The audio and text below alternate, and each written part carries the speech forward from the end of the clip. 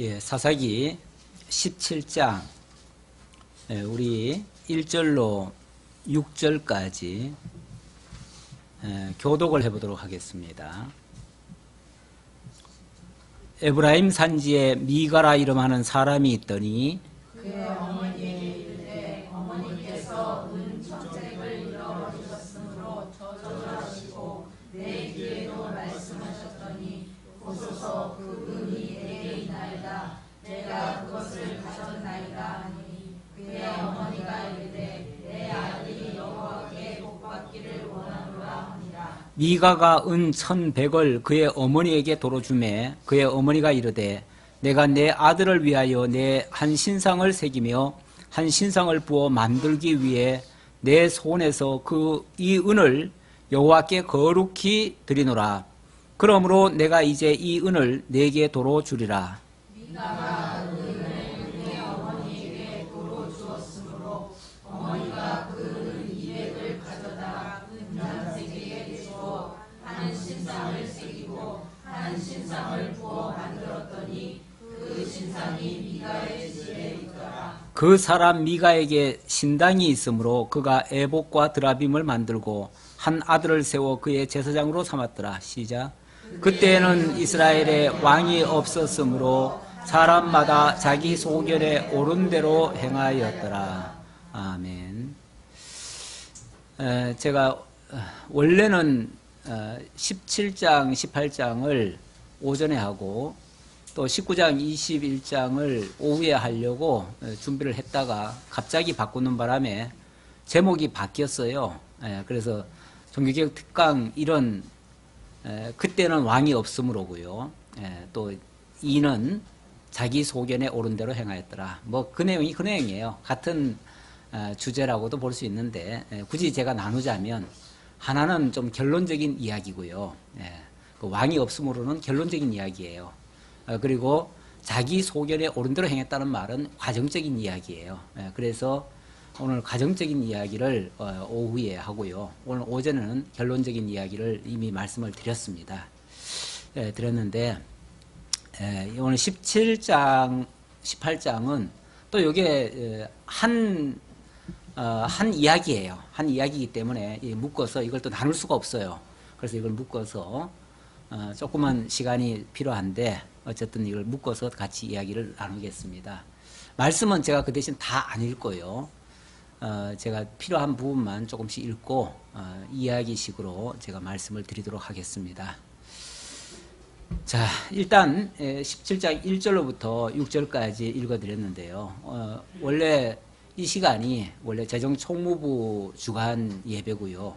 또 종교개혁도 겸해서 그래서 재정과 관련된 이야기, 특히 오늘 내용 속에 보면은 미가의 어머니가 헌금을 많이 내가지고 그걸로 신당을 차려준 이야기가 나옵니다. 이게 자칫하면은 이제 오늘날 개인이 돈을 내 가지고 교회당을 세우는 그런 이야기가 또 뭐 비슷한 얘기예요. 약간 성격은 다르긴 하지만은 이것이 이제 하나님의 말씀에 기초해서 되어진다면 그건 이제 정당한 것이 될 수도 있고요.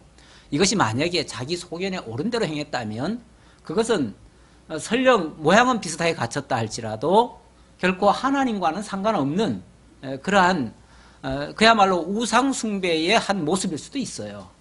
우리 교회라고 하는 곳이요, 정말 성경 표준 캐논이 되는 그 성경에 기초하지 아니하면 자칫하면 우상 종교와 다를 바 없는 그런 곳으로 전락할 수도 있습니다. 실제로 많은 교회의 모습들 속에서 정말 하나님이 인도하고 있는 교회가 맞는가, 정말 하나님을 소개하고 있는 그러한 하나님의 교회가 맞는가, 아니면 이름은 갖췄는데 자기 어떤 소원을 이루고 자기 목적을 달성하고 자기 이익의 어떤 재료로 삼는 그런 종교로 전락한 곳은 아닌가라는 그런 의문을 들 정도로 그런 모습을 띠는 교회들도 가끔은 보입니다.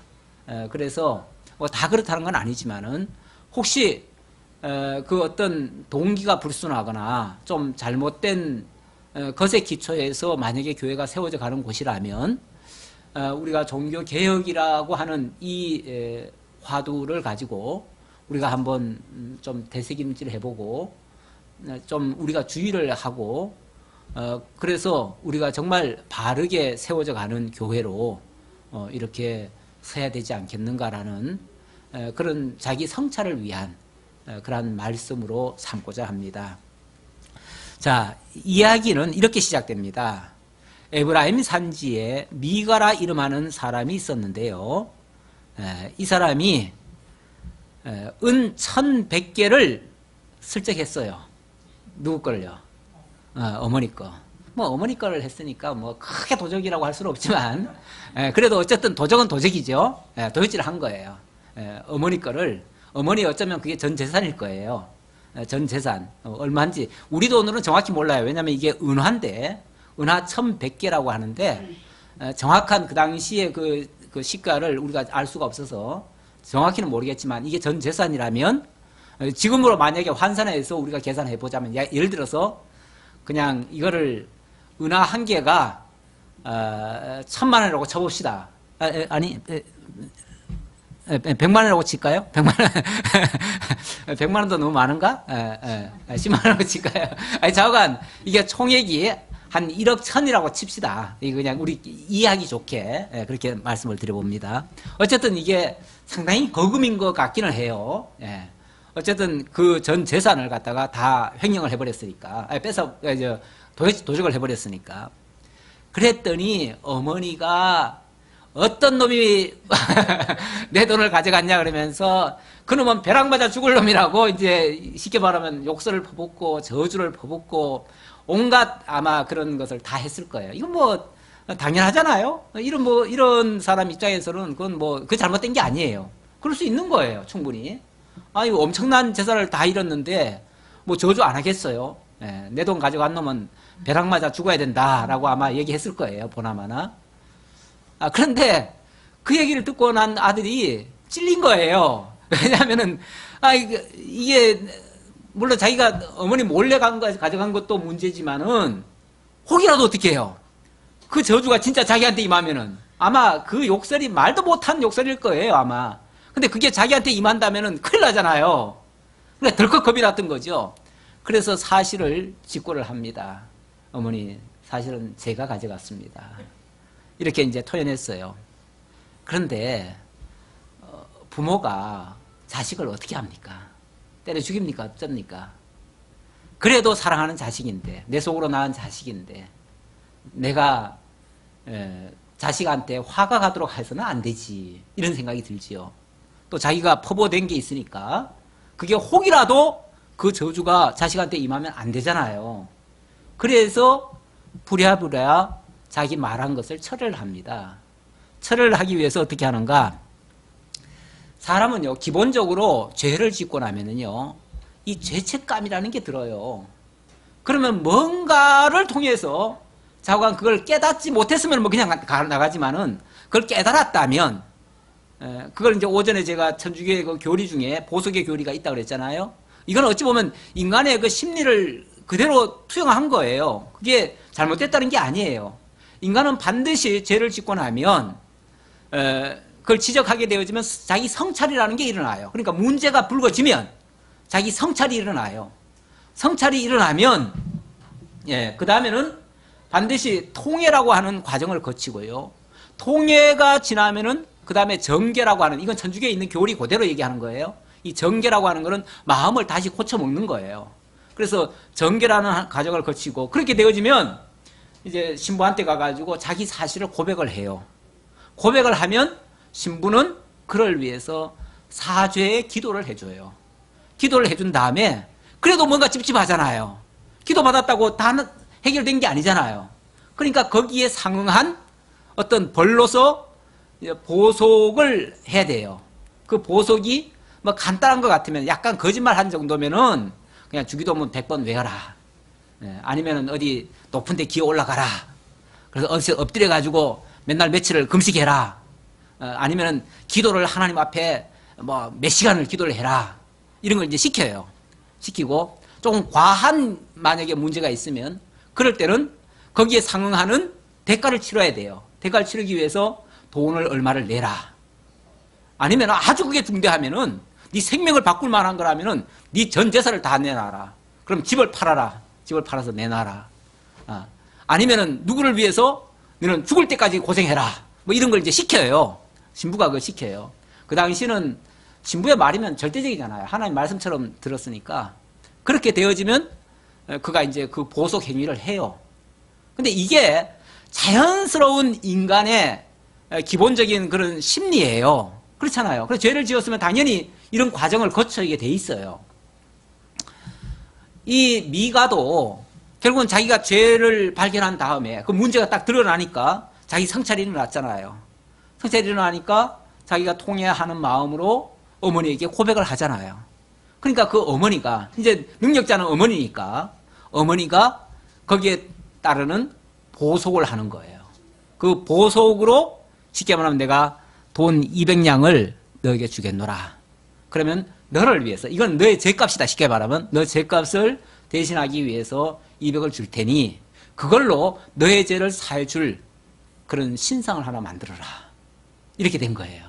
그래서 이제 쉽게 말하면 어머니가 마치 제사장처럼 그래가지고 이제 그 신상을 만들 값을 200냥을 주는 거예요. 200냥을 주고 그 다음에 나머지 이제 한 900냥이 남았잖아요. 그 900냥은 이거 가지고는 아예 신당을 차려라. 신당을 차려가지고 아까 우리가 저주를 했으니까 이 저주를 그대로 놔둘 수는 없잖아요. 그러니까 이 저주를 거두고 이걸 화를 복으로 바꾸려면 뭘 해야 돼요? 적극적으로 신당을 차려가지고 아예 매일같이 우리가 제사를 드리자. 하나님 앞에 제사를 드리자. 이렇게 한 거죠. 그렇게 해가지고 아예 집안에다가 신당을 차린 거예요. 신당을 차려놓고 근데 그 당시는요. 이 하나님에 대한 개념이 제대로 없다 보니까 사람들이 하나님을 섬긴다고 하면서 이런 짓을 해요. 그래서 나중에 가면 또 무슨 소리 하냐면은 우리가 이렇게 하나님을 위해서 이렇게 했으니까 그렇게 해놓고는 하나님을 위했대 또. 하나님을 위해서 했으니까 하나님께서 이제부터는 우리에게 뭘 주시리라? 복을 주시리라. 이렇게 생각을 해요. 복을 주시리라. 그러니까 사람들이요. 자기가 그냥 생각나는 대로 자기 마음대로 해놓고는 다 하나님 앞에 옳은 줄로 알고 또 복받을 줄로 알고 이게 소위 말하면 무속 종교 아닙니까? 알지 못하고 섬기는 미신이고 무속이고 우상숭배고 그런데 하나님을 섬긴다는 이름으로 이런 짓을 해요. 이런 짓을 해요. 자, 이렇게 해서 어쨌든 겉으로는 번듯한 뭐가 생겼어요? 신당이 생겼어요. 오늘날로 말하면 가정재단을 차린 거예요. 요즘 뭐 가정재단 가끔씩 있지요? 어떤 지역에 가면은 용한 권사님이 기도에 아주 능하시고 아주 이런 용하신 권사님이 가정에다가 재단을 차려놓고 거기서 길용하복도 이렇게 알려주고 때로는 특별 그 헌금도 좀 받고 이렇게 하시는 분들이 있어요. 그렇게 해서 가정재단이라고 소위 그렇게 하시는 분들이 있는데 어찌 보면 그런 모습이에요. 그런 모습을 지금 띠고 있어요. 자, 참 그 시대에 이런 일들이 다 있었습니다. 자, 그런데 뭔가 하나 찝찝하지요? 뭐가 찝찝합니까?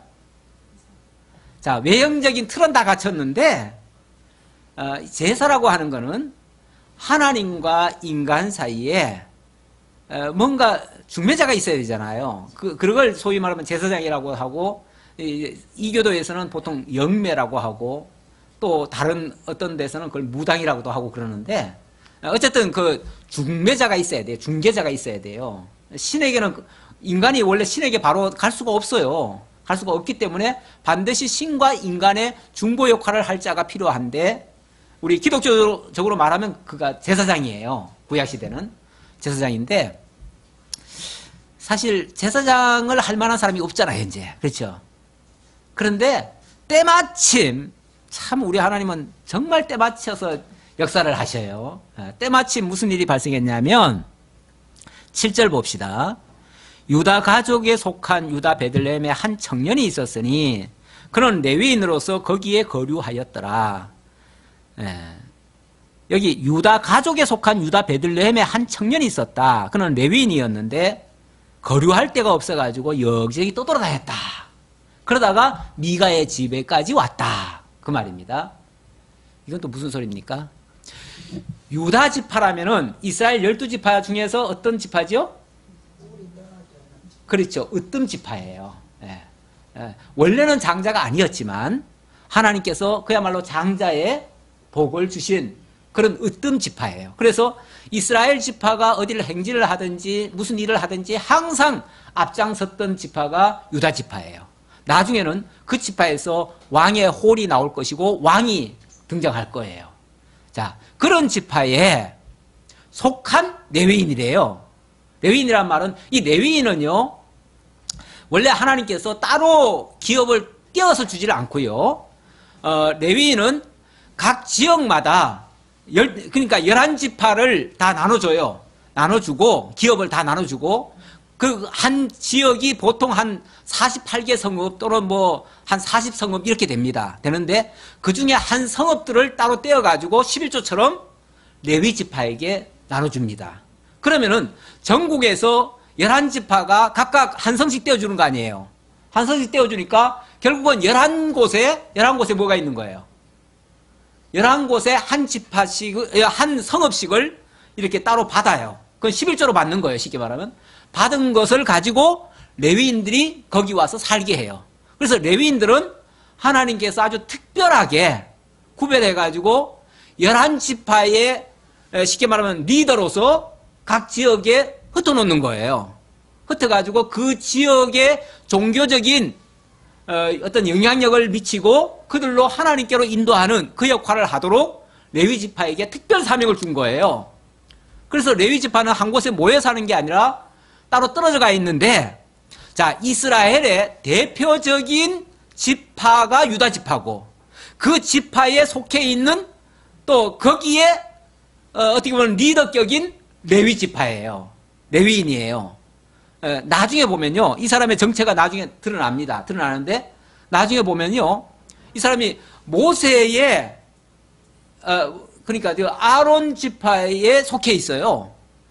그러니까 정상적인 어찌 보면은 그 제사장 자격을 갖춘 사람이에요. 상당히 실력자예요. 쉽게 말하면.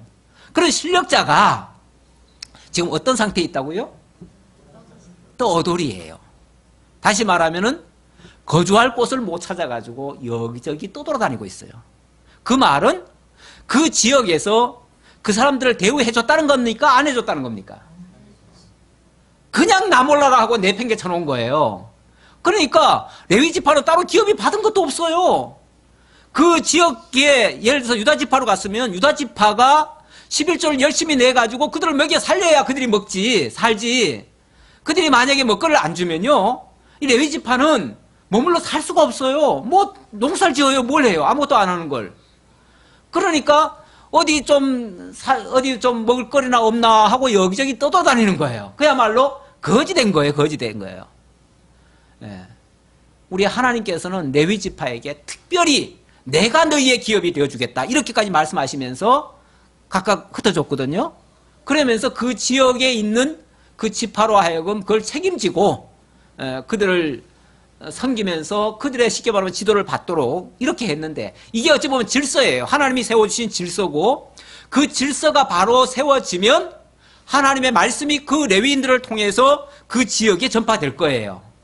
이렇게 되어지면 아주 효율적으로 하나님을 배움의 역사가 일어날 건데, 자, 일단 레위인을 제대로 대우 안 해줬다는 것은 레위인들이 그런 일을 할 배경이지만 안 만들어진 거예요. 안 만들어졌으니 하나님의 말씀은 당연히 전파가 안 될 것이고, 하나님의 말씀이 안 전파되면 그들은 알지 못할 것이고, 알지 못하면 그들을 대우할 이유가 없을 것이고, 대우하지 아니하면 그들은 거지가 될 수밖에 없고, 그러면 떠돌아다닐 수밖에 없고, 이게 이제 악순환이에요.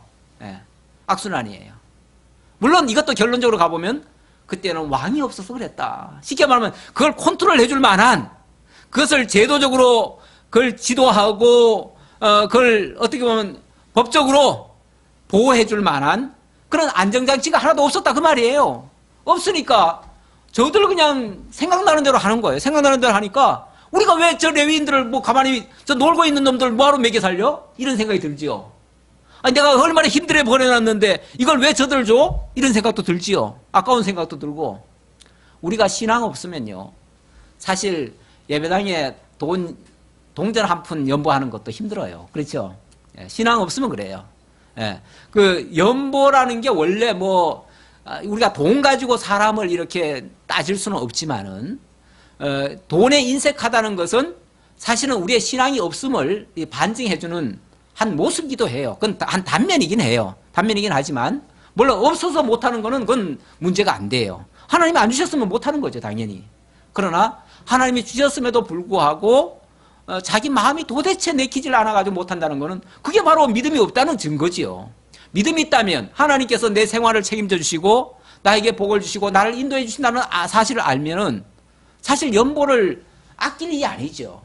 우리가 하나님 많이 주셨다는 걸 기억하면은 많이 할 수밖에 없고 또 감사가 넘치면은 더 할 수밖에 없는데 그런 것이 안 된다는 것은 그만큼 내가 깨달음이 없거나 믿음이 없거나 뭔가 없는 거예요. 없으니까 못하는 거예요. 그러니까 그걸 누구 탓이 아니라 그 하나님에 대한 지식이 부족하든지 믿음이 부족하든지 깨달음이 부족하든지 감사가 부족하다든지 그런 하나의 반증이긴 해요. 네. 자, 어쨌든 이렇게 해서 지금 유다에 속해 있던 아주 거룩한 레위인이 떠돌다가 돌다 어디까지 왔냐면 이 에브라임 산지까지 왔다잖아요. 에브라임 산지라는 말은 저 산속에 있었다 그런 얘기예요. 예. 그런 정말 깊숙한 데까지 들어왔어요. 예.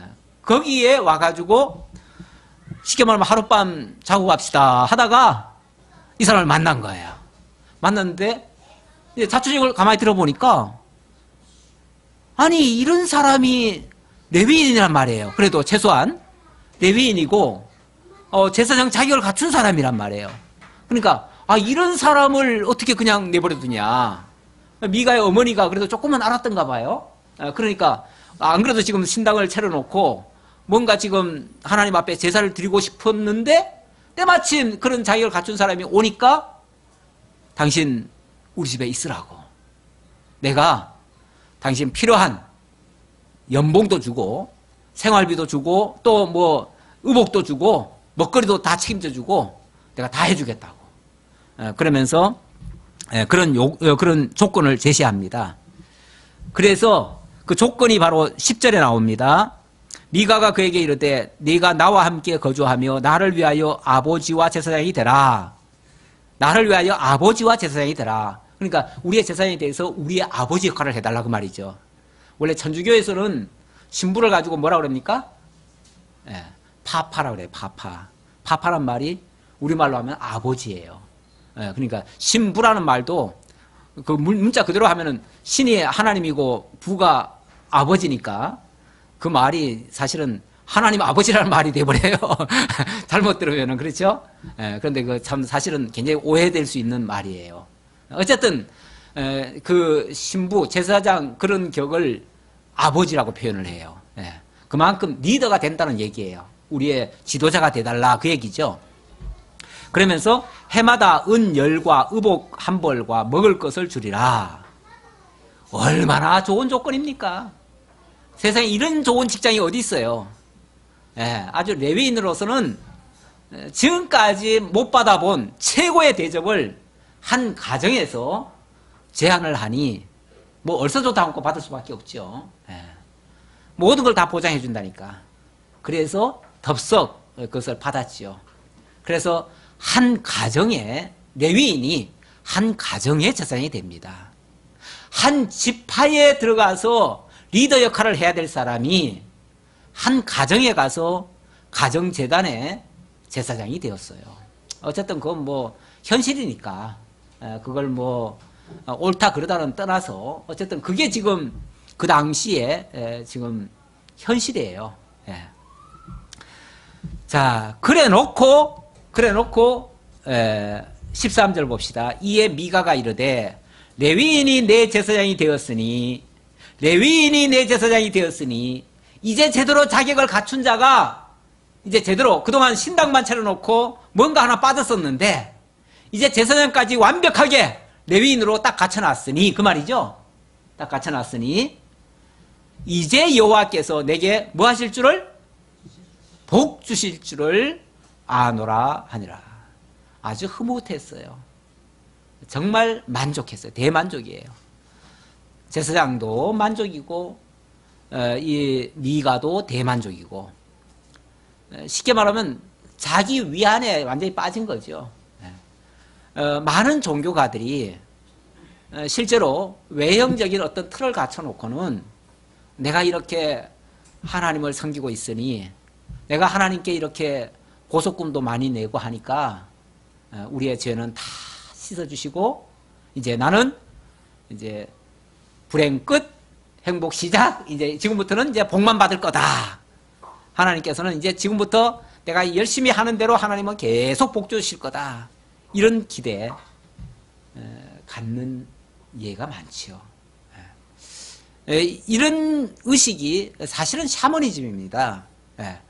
이런 것이 샤머니즘인데 어쨌든 그런 생각으로 이제 한 가정의 재단이 꾸려졌어요. 이렇게 해서 그냥 잘 먹고 잘 살았더라 하면 얘기는 끝나는데 이제 여기서 이제 끝나는 게 아니죠. 이게 뭔가 하나 잘못된 거는요. 이게 계속 오전에도 그런 점층법적으로 계속 뭐 발전이 되어지는 내용이 나오고요. 지극히 작은 이야기인데 그 작은 이야기를 성경에 기록했다는 것은 이제 뭔가 큰 일을 지금 이루기 위한 뭔가 큰 사건으로 전개되기 위한 어떤 배경이 되기 때문에 그걸 기록해 놓은 거예요. 성경에 이 정도 양이 기록된 거는요, 적은 일이 아닙니다, 사실은. 성경은요, 어떨 때는 굉장히 짧은 한 구절 가지고도 엄청난 사건을 다루고 있기도 하거든요. 근데 여기 지금 한 장을 할애하고 두 장을 할애한다는 거는요, 이게 보통 이야기가 아니에요. 굉장히 큰 이야기예요. 근데 우리가 생각할 때는 별거 아닌 이야기 같죠. 그냥 우리 이야기로 그냥 하고 넘어갈 이야기 같죠. 그런데 이것이 어쩌면 한 지파의 운명을 바꾸고요, 한 나라의 운명까지 바꾸는 그런 결과도 만들어져요. 만약에 이것이 마치 정답인 것처럼 여기면요, 온 나라에 이런 모습들이 팽배해질 것이고요. 그렇게 되어지면 종교적으로 완전히 타락이 되어지고, 그것이 결국은 하나님과 멀어지는 그런 결과가 되어지고, 하나님의 뜻은 왜곡되이 증거가 될 겁니다. 이런 역사가 이제 전개되어지는데요. 자, 이게 여기서 끝나는 게 아니라요, 이제 이어져 갑니다. 어디로 이어지냐면, 자, 18장으로 넘어갑니다. 18장에는 마침 무슨 또 일이 또 있었냐면 그 당시에 단지파가 등장이 됩니다. 18장 1절로 보겠습니다. 그때에 이스라엘에 왕이 없었고 단지파는 그때에 거주할 기업의 땅을 구하는 중이었으니 이는 그들이 이스라엘 지파 중에서 그때까지 기업을 분배받지 못하였음이라. 자, 여기 또 한 사례가 등장을 합니다. 단지파가 소개되는데, 이 단지파, 원래 이스라엘은요, 모세를 통해서 이스라엘 12지파에게 기업을 다 분배를 언약으로 하셨습니다. 그때는 실제로 준 게 아니라 약속으로 한 거예요. 약속으로 어느 지파는 여기 살고 어느 지파는 여기 살고, 그러면서 지도를 다 그렸어요. 여호수아 보고 여호수아가 지도를 다 그려오라고 그랬어요. 전국에 지도를 다 그려오라 그래가지고 모세가 예언한 거, 그거에 기초해가지고 여호수아가 다 땅을 분정을 해줍니다. 분정을 해주는데, 가나안 땅을 하나님께서 그 민족을 다 내쫓아 버리고 그리고 들여보냈습니까? 아니면 있는 상태에다가 들여보냈습니까?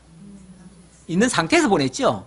그러다 보니까 기업을 나눠주기는 나눠줬지만 솔직히 말하면 빈 땅이에요. 남이 지금 차지하고 있는 거예요. 차지하고 있는 땅이에요.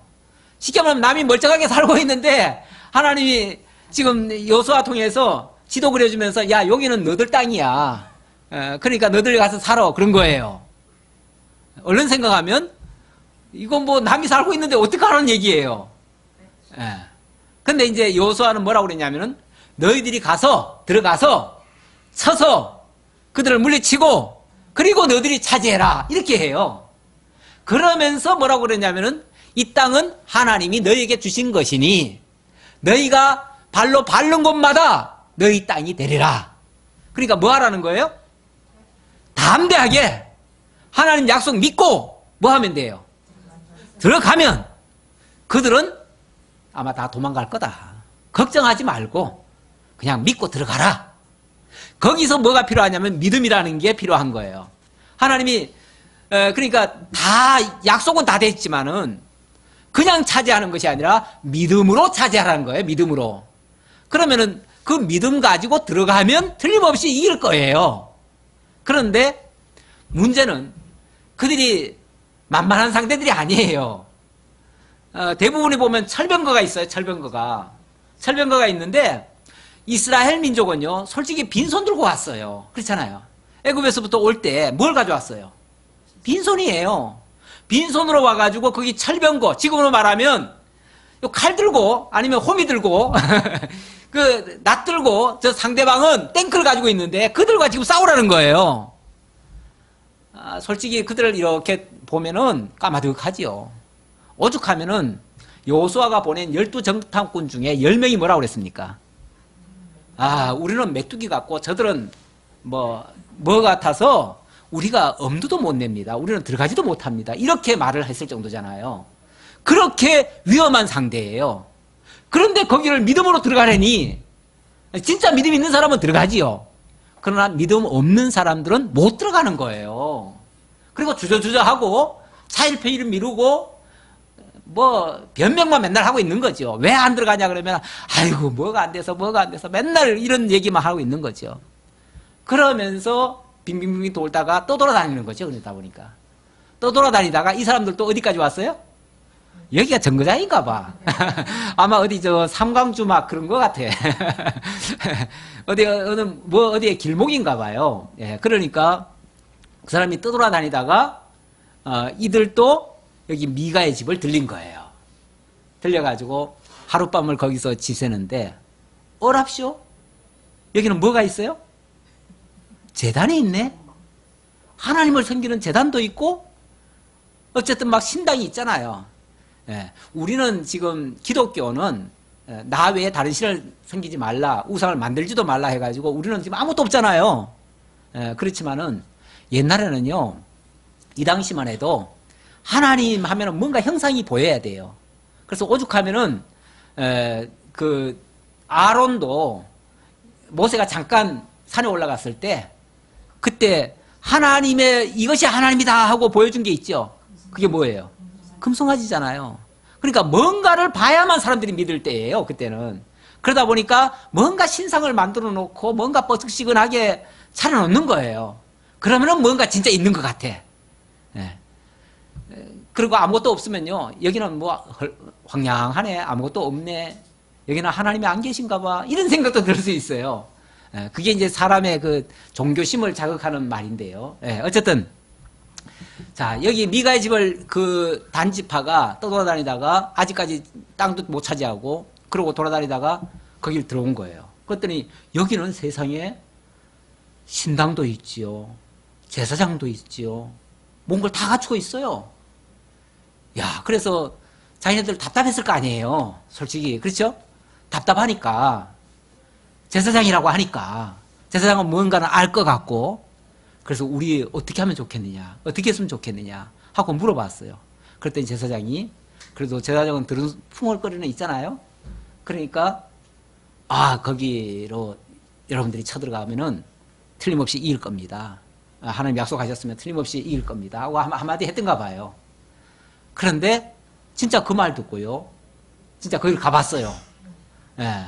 처음엔 겁이 나서 들어가지도 못했던 곳에 들어가 보니까 거기 사람들이 전부 다 태평성대처럼 그냥 노라리 하고 있어요. 아무런 걱정도 없고 아무런 대비도 없고 쉽게 말하면 들어가서 주스니까 그냥 내 거 되는 거예요. 들어가니까 그냥 다 항복하고 그냥 다 기함하고 그냥 다 손들고 항복을 하는 거예요. 그러다 보니까 이 단지파가 손쉽게 뭘 얻었어요? 땅을 차지한 거예요. 차지하고 나니까 야, 그 제사장 참 용하다. 이렇게 나오는 거죠. 그 제사장 참 용하다. 야, 우리도 그런 제사장이 있었으면 진작 우리 진작 땅을 차지하고 진작 살았을 텐데. 아, 그 제사장, 우리 제사장 만들어야겠다. 욕심이 들까요, 안 들까요? 들지요. 그래가지고 그곳을 점령한 후에 이제 점령하기 위해서 군사 600명을 데리고 가서 점령을 했는데, 점령하고 돌아오는 길에 미가의 집을 들린 거예요. 들려가지고 밖에다가 군사 600명 딱 대기시켜 놓고 5명이 선발대로 그 안에 들어가가지고 거기에 직기류, 신전에 있는 그 신상, 그 뭐 에봇, 드라빔 다 빼앗는 거예요. 빼앗으니까 제사장이 깜짝 놀랐을 거 아니에요? 아, 당신들 지금 뭐 하는 짓이냐고. 뭐 하는 짓이냐고. 그러니까 찍소리 하지 마. 겁박을 딱 주는 거죠. 겁박을 딱 주면서 너 한마디만 더 하면 너 죽어. 예스냐 노만 해. 그러면서 너 이 한 가정의 제사장 될래? 한 지파의 제사장 될래? 이렇게 딱 묻습니다. 아, 그렇게 물으면은 뭐 하고 싶어요? 아, 당연히 한 지파의 제사장 하지요. 한 가정의 제사장 무슨 재미가 있어요, 솔직히. 맨날 보는 그 얼굴. 아무런 재미없지요. 예, 아무런 재미없어요. 예, 그러나 한 지파를 다스리면은 당장 뭐 대우도 달라질 것이고요. 뭔가 좀 제대로 인정받는 거 아니에요? 예. 원칙은 아니죠. 원칙은 아니죠. 원칙은 아니지만은 원칙은 이 사람은 사실은 유다 지파에 속한 사람이에요. 그러니까 단 지파에 가서 제사장하면 안 되는 거예요, 원래는. 예. 그렇지만은 어쨌든 지금 너무나 좋은 조건이잖아요. 그러니까 이 사람도 아주 기뻐했대요. 그래서 즐겁게 따라갔대요. 따라갈 수밖에 없지요. 나 같아도 그쪽에서 제안 오면 갈 것 같은데. 예, 예. 그래가지고, 그래서 이 사람이 그만, 이제, 한 가정의 제사장이 한 지파의 제사장이 돼서 이제 넘어갔습니다. 이제 저만큼 이제 뭐 보따리 싸가지고 이제 다 갔을 거 아니에요? 그랬더니 이제 미가가 큰일 났어요.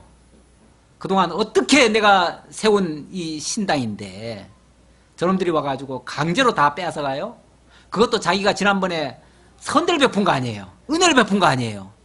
은혜를 지금 원수로 갚는 거 아니에요? 어떻게 이럴 수가 있어? 근데 가만히 보니까 거기는 막 군대예요, 지금. 군대니까 자기 혼자 가가지고는 어림도 없을 것 같고, 그래서 온 동네 사람들을 다 데리고 막 급히 이제 불러가지고는 우리 좀 도와달라고 해가지고 급히 이제 뒤쫓아 갔어요. 그랬더니 뭐라 그럽니까? 예. 예.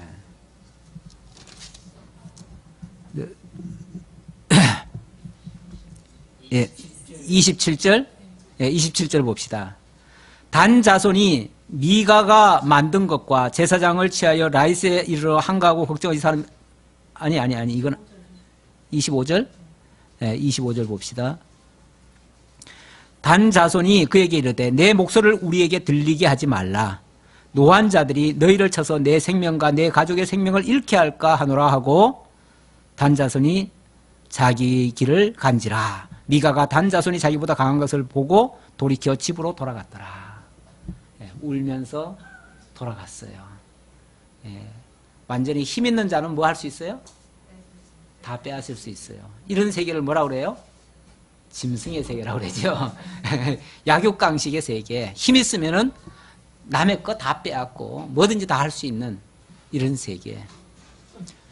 이 세상도 사실 그런 모습이 너무나 많습니다. 뭐 작년인가 그런 소리 한 적이 있지요. 어떤 사람이 백으로 그 학교를 들어가니까 남들이 어떻게 이럴 수가 있냐 그러니까 그것도 다 실력이라고. 그것도 다 실력이죠. 맞아요. 예. 실력 없는 놈이 하는 소리들이 맨날 징징거리는 거죠. 예. 내가 힘 있고 내가 빽 있고 내가 능력이 있어서 들어갔다는데 뭐 얼마 전에 어느 공기업에 뭐 사람을 채용하는데 한 4,000명이 지원을 했어요. 근데 이제 뽑는 거는 518명인가 뽑아요. 그런데 518명 합격자들이 보니까 일반인은 한 사람도 없고요. 전부 다 청탁한 사람들. 국회의원들이 청탁하거나 뭐 어떤 지자체장들이 하거나 다 청탁한 사람들만 다 들어갔어요. 100%. 세상에 이런 나라. 이거 힘 있는 사람은 다 차지할 수 있는, 대를 이어가면서 자식까지 안전하게 좋은 직장 다 차지할 수 있는 이런 세상이 우리가 잠깐 있었어요. 이거 옛날 얘기예요. 옛날 얘기예요. 그래서 이제 앞으로는 그런 일 없게 하겠다고. 그래서 정부에서 하는 기업체들 1,000곳을 지금 집중 조사를 합니다. 이제 그렇게 된 사람들은 이번에 다 내쫓겠대요. 근데 모르겠어요. 그게 될는지 안 될는지. 왜냐하면 그것도 또 힘 있는 자들은 막아요. 막기 때문에. 참, 그래서 이게 뭔가 공정한 사회가 안 되면 계속 억울한 자들은 계속 나오게 돼 있지요. 어쨌든 세상은 힘 있는 자들이 다 차지하는 그런 모습은 뭐 그야말로 동물의 세계예요. 동물의 세계는 그걸 나쁘다고 할 건 아니에요. 동물의 세계는 원래 그래요. 강자가 잡아먹어야 돼요. 약자 보호한다고 강자 다 죽이면요. 그럼 약자는 사느냐? 약자도 못 살아요. 미국의 그 대표적인 국립공원, 거기에 하도 늑대가 날뛰어가지고 늑대 때문에 그냥 약한 동물들이 다 죽잖아요. 그래서 그 늑대를 다 제거를 했어요. 제거를 했더니요. 무슨 현상이 발생했냐면은 초식 동물이 너무 많이 생겨가지고 너무 많이 번성해가지고 그거를 조절이 안 돼요. 그래서 초식 동물들이 전부 다 그냥 산을 다 갉아먹어 버렸어. 그러니까 산이 그냥 벌거숭이 산이 돼버리고, 그리고 그냥 나중에는 거기가 황무지가 돼버리는 거예요. 그 좋던 그 산이 완전히 순식간에 벌거숭이 산이 돼버려요. 도대체 이게 웬일인가 싶어가지고 조사를 해보니까 아무래도 늑대를 제거한 것 때문에 그런 것 같다. 그래가지고 나중에는 늑대를 일부러 갖다가 거기다가 풀어놨잖아요. 풀어놨더니 다시 나무들이 자라고요. 그 이제 생태계가 다시 조정이 되는 거예요. 조정이 돼가지고 지금은 다시 공원으로 쓸 수 있는 좋은 곳이 바뀌어졌대요. 그러니까 어떻게 보면 세상에는요, 악한 것들도, 이걸 필요악이라고 그러죠. 필요악. 필요악이, 무익한 게 아니고요. 악한 것들도 적당히 있어야 이 조절도 조금 해줘요. 그러니까 하나님께서 악한 자도 악한 날에 쓰려고 한대요. 그래야 또 하나님의 진노의 공의에 심판도 하고요. 하나님 심판거리도 있어야지. 나중에 심판거리 하나도 없으면 하나님 심심해서 어떻게 해요? 제가 너무 역설적으로 얘기했나요? 우리 하나님이 하시는 일들이 그러니까 무익한 건 없다. 그 얘기를 제가 하는 거예요. 어쨌든 이 시대는 이런 과정을 거쳤어요. 그러니까 그 시대에 어쩌면 이게 정의일 수도 있어요. 그러나 이제 크게 말하면, 전체적으로 말하면 이거는 왕이 없음으로 나타난 심히 큰 부작용이긴 해요. 우리는 이제 큰 틀에서 봐야겠죠. 작은 틀에서 보면은 다 합리화가 될 수 있고요. 큰 틀에서 보면 하나님의 섭리로 이해할 수 있습니다. 자, 조금 마저 보겠습니다. 자, 그렇게 해서 결국은 단지파의 제사장이 되었습니다. 꼼짝 못하고 네 목소리를 우리에게 들리게 하지 말라. 이 말이 참 점잖아서 이렇게 표현했지. 우리말로 하면 뭐예요? 찍소리도 하지 마. 입 닥쳐. 그 말이잖아요. 말 한마디만 내 귀에 들리면 너 죽어. 그 말이잖아요. 이렇게 협박하면서 그냥 다스려가지고 제사장을 빼앗아 갑니다. 이 단지파가 이런 짓을 했어요. 이거는 이제 한 지파이긴 하지만 어찌 보면 큰 거대한 권력 아닙니까? 또는 한 지방으로 말하면 한 지방 정부예요. 지방 정부가 한 소시민을 이렇게 강탈하고 소시민의 그 재산을 강탈하고 또 소시민의 그런 어떤 직위를 찬탈하는 이런 행위를 저지른 거예요. 이 나라에서도요, 이 공권력을 동원해 가지고 정당화하고 그것을 합리화하는 경우가 참 많습니다. 그럴 때는 참 힘없는 개인들은 찍소리도 못하고 항변 못하고 그냥 당할 수밖에 없는 그런 처지가 종종 되는 것도 있지요. 예. 예, 어쨌든 이 모든 것은 바로 왕이 없음으로 이런 현상이 발생했다라는 걸 말씀드리고요. 자, 그렇게 해서 드디어 이 사람은 이제 한 지파의 제사장이 됐고요. 그 지파의 제사장이 그 단지파를 지도해가지고 단지파는 라이스라고 하는 그 지역을 차지를 하게 됩니다. 그리고 그곳에서 아주 안정적으로 살게 되지요. 그리고 거기서 30절 볼까요?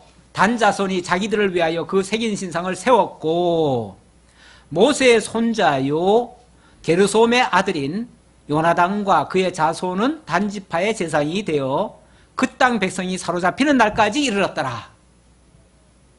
그런데 결말이 어떻게 돼요? 어쨌든 그것이 계속 지속이 됐대요.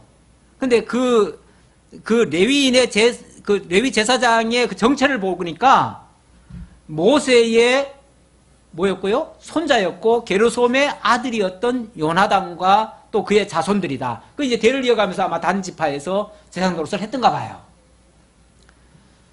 참 이렇게 됐는데 그 결말은 어떻게 됐냐면 언제까지 그런 일을 했었냐면 이게 지금 사실 잘못된 거거든요.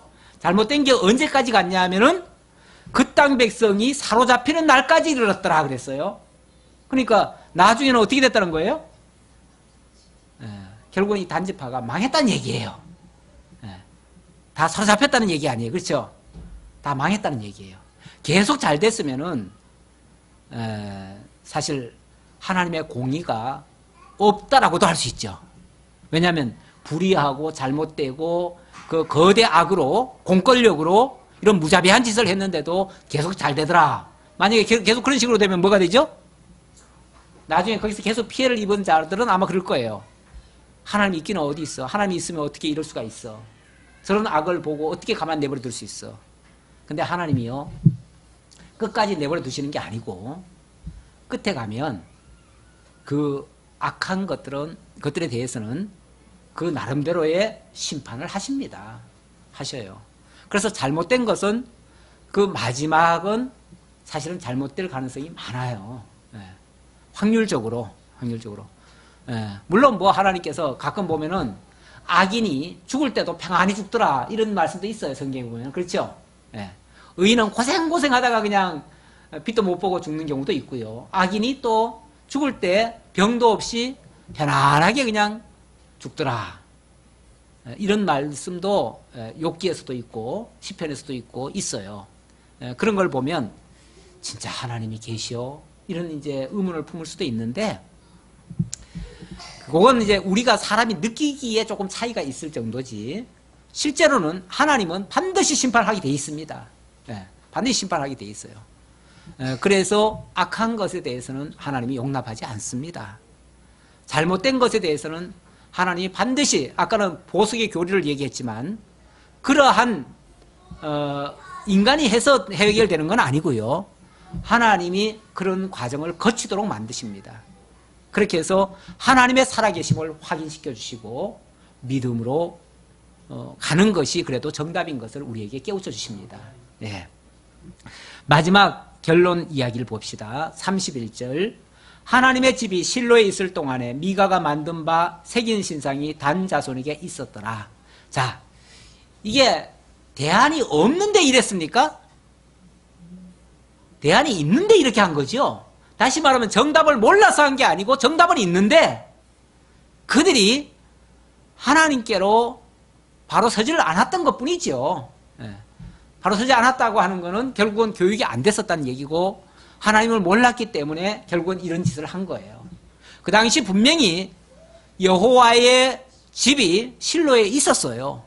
여호와의 집이 실로에 있다는 말은 정상적으로 하나님을 섬기는 그러한 회막도 있었고 거기에 정상적인 제사장도 있었고 모든 것은 그런 정로를 통해서 하나님을 섬겼어야 되는 거죠.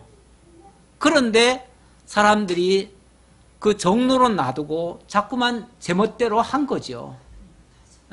결국은 하나님을 잊어버리고 하나님 대신 왕이 없으므로, 결론은 왕이 없으므로예요. 왕이 없으므로 결국 자기들 멋대로 행한 결과가 이 모양 이 꼴이었다라고 고발하는 내용이에요. 오늘도 마찬가지입니다.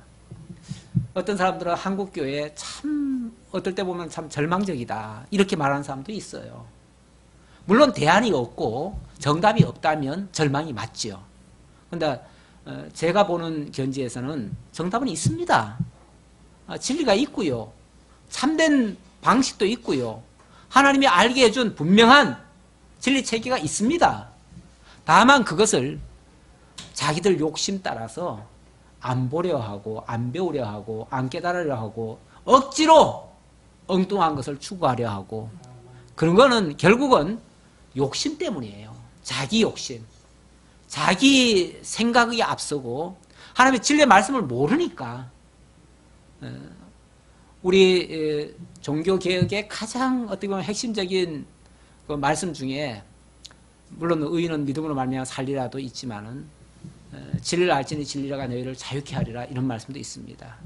우리가 참된 진리의 말씀을 모르면은 결국은 엉뚱한 것을 추구할 수밖에 없고 엉뚱한 것을 추구하면 결국은 빗나가는 쪽으로 갈 수밖에 없다는 것을 다시 한번 기억하고 우리는 작은 것이라도 바르게 하고자 하는 그런 정신으로 그런 방향으로 쉬지 말고 다름질해야 되겠습니다. 기도하겠습니다. 아버지 하나님 감사합니다. 우리를 늘 하나님의 진리 가운데로 인도하시고 하나님의 말씀으로 살게 하시려고 오늘도 구약시대에 잘못되었던 왕이 없으므로 자기 소견에 옳은 대로 행했던 그러한 모습들로 고발해 주셨습니다. 혹시 우리 가운데서도 잘못된 것이 있다면 하나님의 말씀에 기초해서 바르게 교정하고 늘 자신을 돌아보고 올바른 길을 걸어갈 수 있는 저희들 될 수 있도록 인도하시고 모든 것을 믿음으로 또 하나님께서는 우리에게 다 약속하셨사오니 믿음으로 모든 것을 앞으로 전진해 나아가서 하나님이 허락한 것을 또 쟁취할 수 있는 그런 믿음의 사람들 다 될 수 있도록 함께 해 주옵소서. 베풀으시는 은혜 감사드리옵고 예수님의 이름으로 기도하옵나이다. 아멘.